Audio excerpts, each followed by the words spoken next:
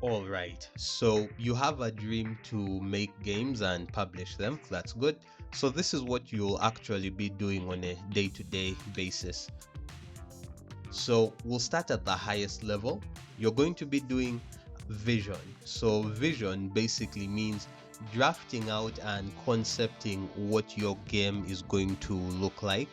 What are the different mechanics you want, and the story, and writing out how the story will be if that's part of your plan. Vision is really important, but it's not the biggest, most technical thing you're going to be doing. The next thing you're going to be doing is systems design. Systems design is different from vision because vision is mostly just ideas. Systems is where you really start to plan out how each system is going to interlock. Okay, your player character can walk around. Cool. Can the player character interact with something? How do we build out the interaction system? Is there going to be some dialogue that the player character is going to need to speak and listen to? How do we build out that system? It's very technical and nitty gritty.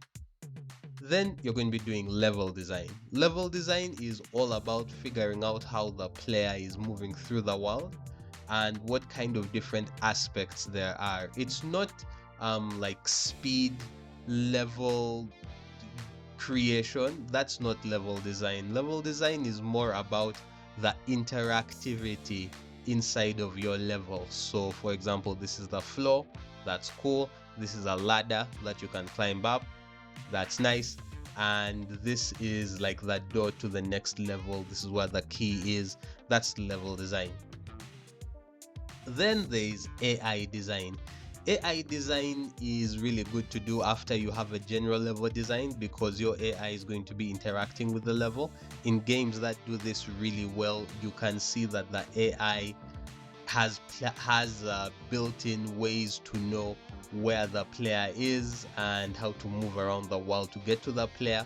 What parts can it climb over? What parts is it not able to? Can it see through this glass plane? So AI design is there. If your game has an online component, there's also going to be networking and data management. And then you're going to need to be able to code all of these different systems. So there's a programming aspect to it as well. So yeah, that's just at the game design level. On the art level, we have previs. So previs is very much related to the early vision when it comes to design. It's all about creating visual representations that show off different aspects of the game, also known as pre-production, also known as concept art. Pre-production is also a bit of a planning thing, but that's where you figure out, okay, what's going to need to be in place for us to make this game. How many computers, how many digital pens, how many monitors, what's this going to look like? But let's keep it simple, just pre-production, pre-vis and concept art. Then there is production art, which is the art that is finally going to be used inside of your game. Now, there are different aspects. There is character art.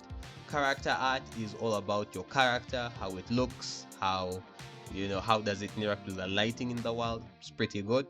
And environment art, what kind of ambience are you creating? How do the tables look? How do the environments look? How do the trees look? And those are all the baseline art things that you need when you're doing game development. So you'll spend a lot of your time doing drawings, texturing and painting, and maybe getting assets and putting them into your world. Then there is animation. Animation is all about moving things or creating the data that moves the objects in your world. So it can be 2D animation, so that's basically drawing sprites, or it can be 3D animation for 3D characters, which is all about manually animating the different positions of the hands, body, head, and feet to create character movement. Then there is what I like to call object animation. That's animation outside of character, which is all about let's see, moving cars. How do the cars wheels turn? It's about different things in the environment. It's about doors. It's about the way things swing and move, clocks. It's everything inside of your world and how it moves and interacts. So that's object animation. Here you're going to be spending all your time just adjusting how things move. It's very enjoyable, and it's nice to be able to touch and feel the outcome of what you're doing. Then we have VFX. VFX is just above all the object and character animation. It's mostly particle systems and sprites, flashing effects. There's a little bit of simulation, but you don't want to do too much of that for optimization reasons. So that's particle systems. And then interaction effects. When you break a box, how many pieces does it fall into? Is that interactable? When you drive your car into a wall, what does that look like? When someone shoots bullets into a wall, the things it leaves behind. That's all VFX part of game development. Then we have sound design. So sound design is all about how things are heard by the player. Okay, so you'll be making environment sounds or applying them into the game. So that's also including a bit of Foley, because there are interesting ways to sit down, put a small microphone by some actions you're doing and get the result out of that. There's sound effects, and there are multiple ways to get sound effects. Sometimes you can just buy assets and put them in your game. You can make your own sound effects. You can edit those. That's cool.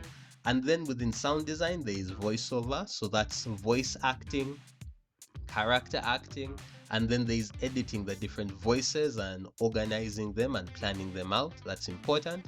And voiceover editing. And lastly, in voiceover, there is sound mixing and rebalancing. That's basically making it so that the volume level of all the sounds in your game is consistent, which is really not enjoyable if you mess that up for your players. It's a little thing, but it's super important. And yeah, essentially, that's a general overview of the day-to-day work that you'll be doing when you get into game development as an actual career. Otherwise, hey, you have a good week ahead.